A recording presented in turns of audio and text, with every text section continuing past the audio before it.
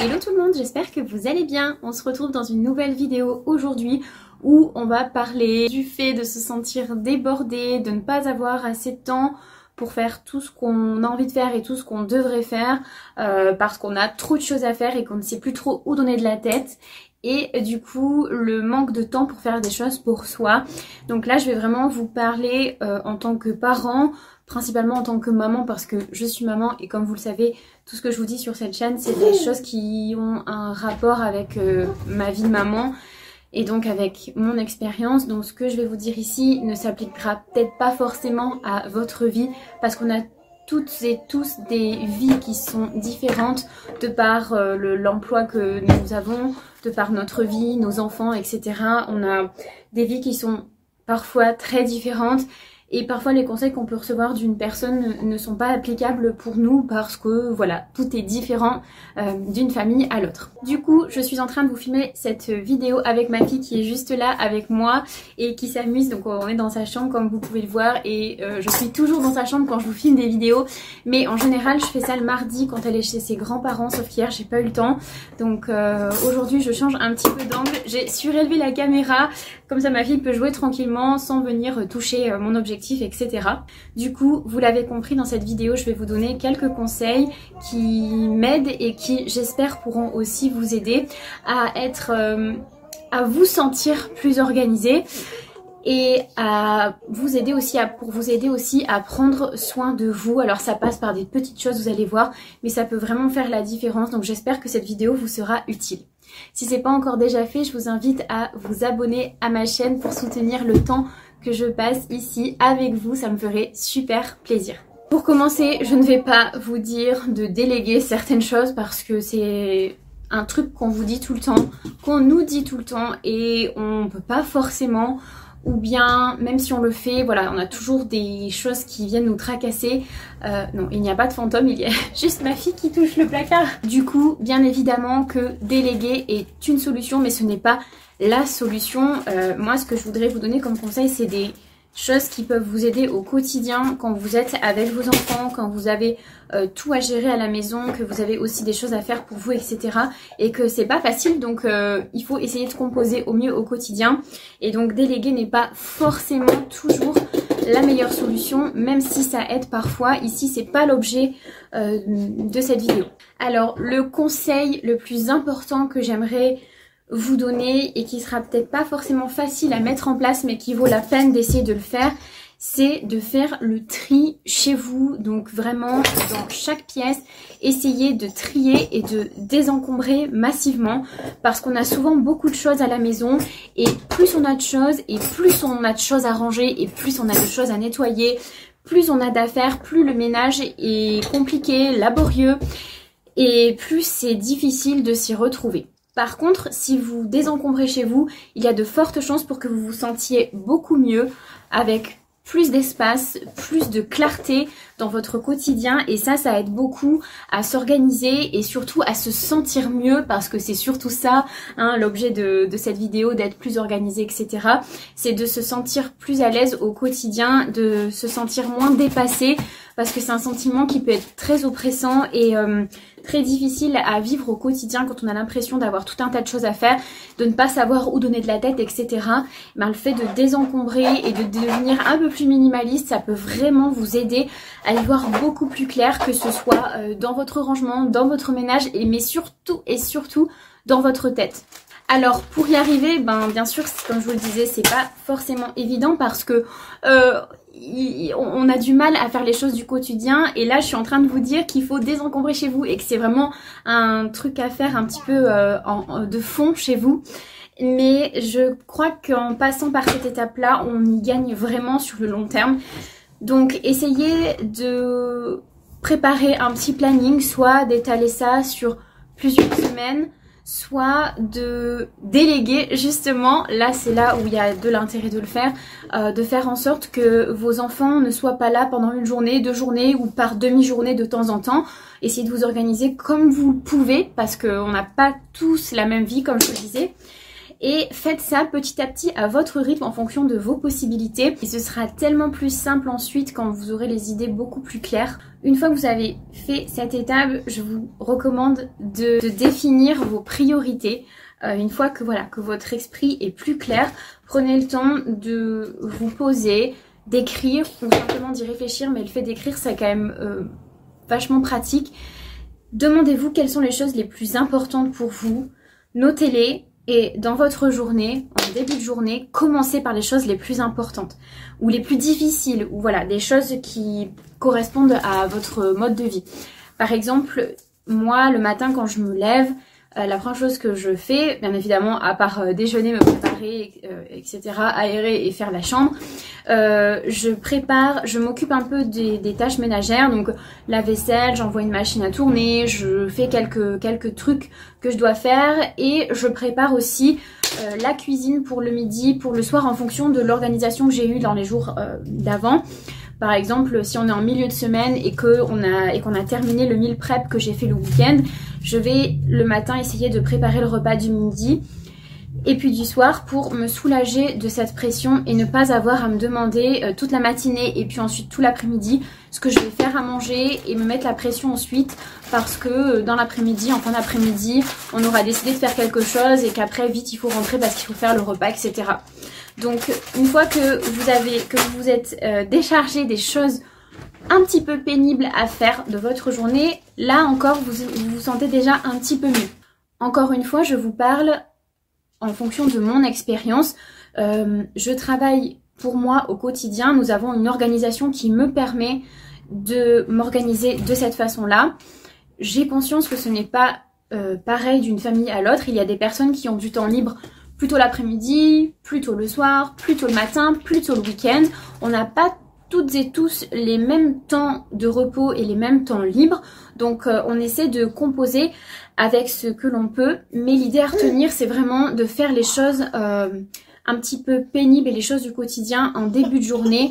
En tout cas en anticipant en fonction de comment se situe votre quotidien pour essayer de se décharger de ça et qu'ensuite le reste de la journée soit plus facile. Donc si vous avez plus de temps le soir, essayez d'anticiper pour le lendemain de sorte à vous sentir mieux parce qu'en général quand on anticipe les choses, on se sent quand même beaucoup plus zen. Une fois que vous avez défini vos priorités, essayez de mettre en place des routines. Une fois que vous aurez mis en place cette routine, essayez de vous y tenir et de voir comment vous vous sentez, si c'est quelque chose qui vous correspond ou pas, parce que parfois on a des routines qui ne nous conviennent pas et qui méritent d'être un petit peu aménagées. C'est quelque chose que je fais régulièrement. Parfois je me rends compte que telle chose dans ma journée, c'est pas forcément le bon moment pour le faire ou que je pourrais faire ça de façon plus efficace et plus simple à un autre moment et j'essaye de me réorganiser de cette façon. Pour en revenir au repas, c'est quelque chose qui est pas toujours facile à mettre en place au quotidien. On aimerait pouvoir avoir le temps de cuisiner tout le temps, des repas sains, des repas équilibrés, de faire des choses différentes tout le temps, etc. Mais la réalité n'est pas toujours celle que l'on aimerait. Bien sûr, comme je vous le disais, et c'est l'objet de cette vidéo, l'idée c'est de s'organiser au mieux et donc pour ça, forcément, je vous recommande d'anticiper encore une fois et d'anticiper à mesure de ce que vous pouvez faire. Si vous avez un petit peu de temps le dimanche pour cuisiner pour le lundi et le mardi, c'est super. Si vous n'avez pas le temps de le faire, vous pouvez le faire le matin comme je vous le disais ou à un autre moment de la journée qui vous correspond. Ça, je vous l'ai déjà dit. Mais essayez de faire des choses simples, des choses rapides parce que vous pouvez manger sainement et équilibré des repas qui correspondent aux besoins de toute votre famille en faisant des choses simples. Vous pouvez très bien avoir dans votre placard des boîtes de conserve de légumes, des pâtes diverses et variées comme des pâtes complètes, des pâtes simples, des pâtes de lentilles corail, des lentilles, etc. Des choses qui soient faciles à manger et surtout faciles à préparer, qui ne vous demandent pas trop de temps mais qui vont vous permettre quand même de manger sainement. On n'est pas obligé de faire des meal prep de folie avec des plats hyper travaillés, des plats hyper préparés. On fait en fonction de ce que l'on peut et surtout on essaie d'apporter à notre corps les nutriments dont il a besoin. Donc ça peut être des repas tout à fait simples. On n'est pas obligé de passer des heures en cuisine pour ça. Et un truc qui fonctionne très très bien aussi, c'est d'essayer de préparer des repas qui correspondent aux besoins de tout le monde. Donc si vous cuisinez équilibré et sainement, ça va vous aider à avoir moins de préparatifs. Parce que si par exemple vous mangez burger frites tous les jours et que vous faites des petites purées pour votre bébé, forcément ça vous fait double préparation à faire. Alors que si vous préparez des repas qui correspondent à toute la famille, ça va vous diviser le temps de travail par deux et donc ce sera beaucoup plus facile à gérer au quotidien. Maintenant qu'on a parlé un petit peu des tâches ménagères, des tâches du quotidien, je dois vous dire qu'en réalité, rien n'est vraiment très urgent. Personne ne vous attend en bas de chez vous pour vous faire une inspection des travaux finis pour savoir si chez vous c'est bien rangé, si c'est bien propre, etc. Je sais que en général on aime bien quand chez nous c'est bien, quand c'est nickel, etc. Quand les choses sont faites, quand on est à jour de tout. Sauf que c'est pas toujours évident de le faire et il faut essayer de relativiser et de se dire que rien n'est vraiment urgent. Je vous dis ça, mais je suis la première hypermaniaque qui essaye de tout contrôler à la maison. J'ai besoin que tout soit carré, en ordre, etc. pour me sentir bien parce que si j'ai trop de désordre autour de moi, je me sens vraiment pas très bien. Je dis ça, mais là tout de suite il y a ma fille qui joue par terre et je vous montre pas l'état du sol parce qu'il y a des jouets absolument de partout. Mais bon, on fait comme on peut. Timothy Ferris, dans son livre La semaine de 4 heures, disait ça justement, il disait qu'il n'y a jamais vraiment d'urgence, que rien n'est jamais vraiment urgent. Et quand on y réfléchit, c'est vrai, rien n'est vraiment très urgent, sauf des cas très particuliers. Mais en réalité, tout ce qui est vraiment urgent pour nous ne l'est pas forcément pour le monde extérieur et ne l'est pas forcément pour quelqu'un d'autre. Alors bien sûr, il y a des choses importantes à faire comme s'occuper de ses enfants, etc. Leur faire des petits repas et puis qu'ils puissent manger sainement et puis vous aussi, et voilà. Mais là, je suis vraiment en train de vous parler de la pression que vous vous mettez vous-même pour gérer les choses du quotidien et pour gérer aussi le temps dont vous disposez pour vous ressourcer et pour prendre soin de vous. Si vous arrivez à mettre des petites choses en place comme ça, à essayer de vous organiser d'une façon différente qui vous corresponde un petit peu mieux et surtout à relâcher la pression et à vous dire ça c'est pas très urgent et de toute façon c'est pas pressé, je peux prendre le temps pour le faire, que vous arrivez à vous enlever cette grosse pression qui pèse sur vos épaules au quotidien, vous allez réussir à vous dégager un petit peu de temps pour vous à des moments insoupçonnés. Ça peut être par exemple au moment où vous allez prendre votre douche et où votre moitié vous seconde pour s'occuper des enfants par exemple. Et bien au lieu de prendre 5 minutes dans votre douche, essayez d'en prendre 7 ou 8 justement. Essayez d'en prendre tout simplement 7 ou 8, 2, 3, 4 minutes de plus pour pouvoir prendre soin de vous, pour vous mettre une crème sur le visage, pour vous mettre de la crème sur les mains, pour faire un petit vernis rapide, etc. Ça tient parfois à pas grand chose, ça tient parfois à 2-3 minutes, mais ces quelques petites minutes mises bout à bout dans une journée peuvent vraiment avoir un intérêt important. Par exemple, même si vous êtes seul avec bébé à la maison le midi, quand votre repas est terminé, prenez 2 minutes pour vous faire bouillir de l'eau et vous faire un petit thé. Alors ne faites pas comme moi, ne le laissez pas refroidir à la cuisine pendant des heures, parce que c'est souvent le piège. Essayez de le boire et essayez de prendre ce petit temps pour vous. Ce n'est pas incompatible avec le fait de s'occuper de votre enfant. Et je sais que c'est difficile d'essayer de penser à soi quand on a un bébé et quand on a plein de choses à penser, qu'il faut penser au repas, à la couche, aux affaires, aux rendez-vous médicaux, à jouer, à danser, à chanter, etc. On a tendance à s'oublier soi-même, mais pourtant ces toutes petites actions peuvent vraiment vous faire du bien et vous aider à vous sentir plus zen et plus valorisé au quotidien. Profitez de chaque occasion pour essayer de penser à vous. Par exemple, quand c'est votre anniversaire, si votre famille ou votre moitié vous demande ce qui vous ferait plaisir, vous pourriez par exemple lui dire que vous avez besoin d'un massage en institut ou bien simplement d'un petit temps pour faire une sieste ou simplement d'un soir où vous ne cuisinez pas, où c'est la personne qui partage votre vie qui va s'occuper de tout de A à Z, un petit peu comme si vous aviez un cuisinier à la maison et que vous n'aviez absolument rien à penser. Et ça c'est le genre de cadeaux qui coûtent pas grand chose mais qui peuvent vraiment vous faire super plaisir. Alors oui, il y en a qui vont me dire dans les commentaires que c'est pas quelque chose qu'on demande à son anniversaire, que c'est quelque chose de normal, etc. Mais encore une fois, on n'a pas tous les mêmes quotidiens, on n'a pas tous les mêmes habitudes, etc. Je reviens parce que je crois que ma fille est en train de faire une grosse bêtise. Prendre du temps pour vous, ça peut aussi être tout simplement une promenade avec bébé en poussette. pour la sieste, pendant que vous profitez du soleil et vous écoutez un petit peu la musique pendant que bébé dort.